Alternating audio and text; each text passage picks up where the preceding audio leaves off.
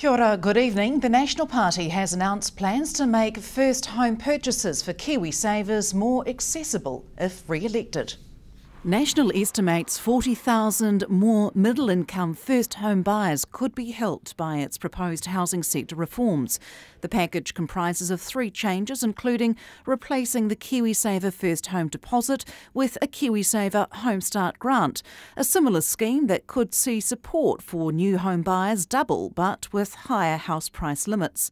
Enabling larger KiwiSaver first home withdrawals by including the members' tax credits, meaning first home buyers would be able to withdraw all their KiwiSaver savings and employer contributions but not the $1,000 kickstart. And expanding eligibility for welcome home loans by aligning house price caps with a new KiwiSaver Home Start Grant. This could mean more people requiring only a 10% deposit. National's proposing house price limits of $350,000 for Home Start and Welcome Home loans in Southland. If re-elected, changes would come into effect on April 1st.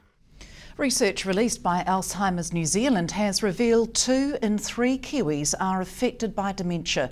The research release marks the start of the About Dementia campaign, which aims to educate people on dementia, including the 2 in 3 people who know or have known someone affected by the condition. Alzheimer's Executive Director Catherine Hall says dementia is one of New Zealand's fastest growing and most significant healthcare challenges.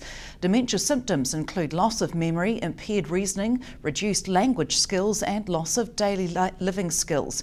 New Zealanders can learn more about the condition by visiting www.aboutdementia.org.nz.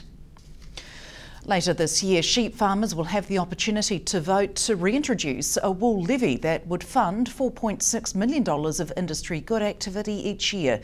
The wool producers referendum asked sheep farmers to fund a new industry body by approving a levy of 2 to 5 cents per kilogram of greasy or slight wool at the first point of sale.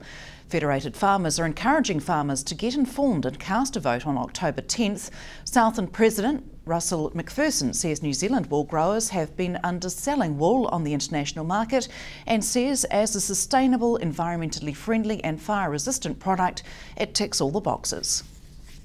Strike a levy that's actually going to get value for income or value for the money so that we can actually have some decent research, decent promotion so that we can get increased productive in our farms, but also increased value of product. The levy is not a new thing. We've had the levy disappeared, I'm not sure, about 5 or 6 years ago, and after grumpy wool producers weren't seeing value for money, and rightly so. We've seen really wool income drop considerably. It's becoming now a byproduct, and people are saying, well, why should I pay a levy on something that's declining in value? I don't get any value for my levy, and so that's a con. A pro is maybe a levy might, if we strike a levy that is high enough to actually do some promotion.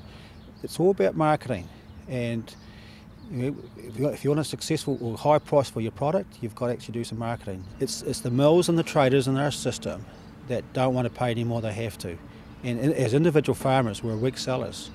So it's really up to farmers to work out or get strategies in place to become strong sellers. And over the last 25 years, there's been a lot of people trying to get the wool industry to be more cooperative and more collective and trying to drive prices up. Yet farmers have failed. So maybe this is the start of a re-mention of the wool industry, is that maybe a levy is the answer.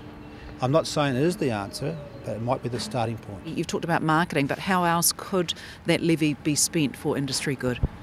Well, maybe it's even looking at selling systems and how we can be actually better at selling our product. In fact, selling our wool it's what my great-grandfather did 100 years ago. It's the same principles, how we sell our product. This is now the 21st century. We've got to change the way we do things. Otherwise, if we don't, we'll still have a low product and becoming a byproduct on our farms. As far as farming practice goes in the south in particular, it's becoming the minority, with dairy coming on and being so profitable. Is that likely to change if wool prices do climb? Well, it might slow down the conversions. And I remember what an older fellow said to me once. He said, In the 1950s, the wool price put the cows off the plains of Southland. In the 1990s, the wool price put the cows back onto the plains of Southland. So that's how important the wool is.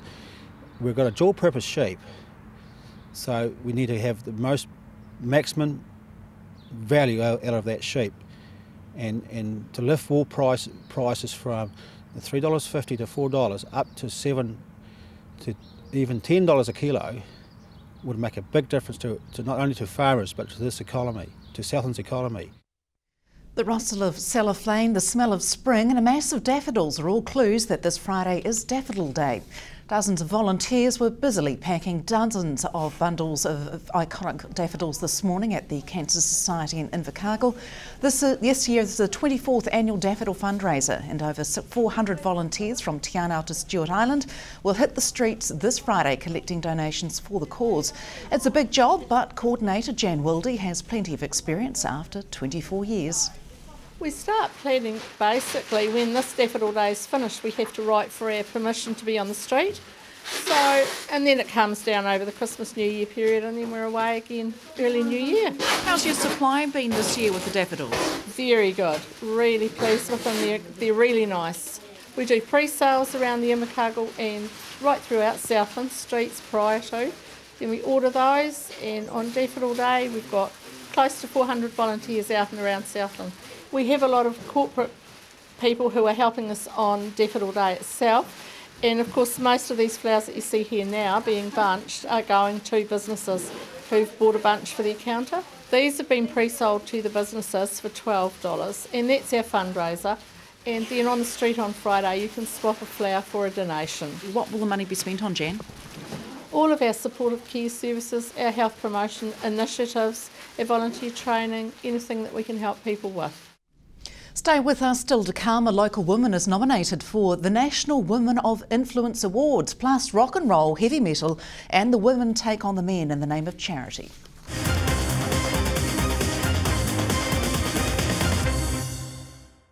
Welcome back. New Zealand Stock Exchange gender diversity statistics released earlier this month show only 11% of directors at NZX listed companies are women, while just 22% were in senior management positions. Southland Chamber of Commerce Vice President Carla Forbes says gender balance is not a problem in Southland, despite figures showing fewer women are working senior management roles nationally. I can only speak anecdotally, but look, I don't think it's a huge problem in Southland. We do have to be aware that Southland is predominantly primary industry, so that is male dominated as well. But look, from my experience, we are spoilt for choice with successful women in successful leadership roles. Obviously, one of the big challenges for women in leadership roles is that we do have a lot of things to juggle as well, and including family and other responsibilities. So certainly work-life balance would have to be one of them, and I would say that's probably fair at Southland and throughout the country. And despite the NZX gender balance statistics, Ms Forbes is holding her own and has been nominated for the 2014 Women of Influence Awards. The awards identify New Zealand's most inspiring women and acknowledge the contribution women make to the country. Carla will be up against women in the local and regional category, including Beatrice Faumuina and ex-Wellington Mayor Kerry Prendergast, and she says she's humbled to be a finalist. I was very, very vocal about local women putting their name in and standing up and, taking ownership of their achievements. So I sort of had to put up or shut up. I couldn't be telling people to do it and not do it. So to get through to be a finalist is incredibly humbling, and it's, amongst some good power players. So I'm thrilled. I'm a bit overwhelmed with it, really. So what's the next step from here now that you've been nominated? What happens now? So from here, there's a gala evening in Auckland in October, and so that's when the winners of each category will be announced. All the rock and roll hits were beating out at James Hargest College Gymnasium on Saturday as the Invercargill Rock and Roll Club hit the dance floor. The annual club champs saw over 40 couples from 64 entries competing. Junior dancers aged 6 to 17 twisted and twirled, along with adult competitors from mid-20s to early 60s. Club President Carl Herman says judges were impressed with the size of the competition and crowd support. He says for many parents and grandparents it's the only chance to see competitions, as most events are held out of town. He says the Invercargill Club continues to grow and puts it down to being a family-friendly environment and the wide appeal of the music. The Senior Nationals will be held in Invercargill this Labour weekend. It was last held here in the city in 1990 at the Centennial Hall. And it was a weekend of raising funds in Invercargill, with Southerners digging deep to support local charities. On Saturday night, the annual fundraising gig Cure Fest included a compilation CD release with all proceeds going to the New Zealand Cancer Foundation. Hatred, Ravenous and HHWT were just some of the bands who performed, while several others contributed to the 19-track CD. Vice President of the Southern Metal Confederacy, Clary West, says the night was a huge success with great crowd and generous support, raising over $1,200. Local businesses donated services for raffles, plus 2 paintings by local artist Craig Harris are still to be auctioned for the cause. Meanwhile, across town, an epic battle of the sexes was taking place at the Invercargill Workingmen's Club. Tasked with proving who wears the pants, 2 teams of men and women went head-to-head to raise money for 4 local Rotary clubs. In typical male humour, cross-dressing, rugby songs and chest-bearing set the tone for the men, while the women's team used wit, intelligence and class to impress the judges. A whopping $82,000 was raised through auctions, donations and ticket sales, with organiser Jerry Ford saying it was a huge effort. Competitions included lip-syncing comedy acts, theatre sport, Fear Factor foods and some woodworking.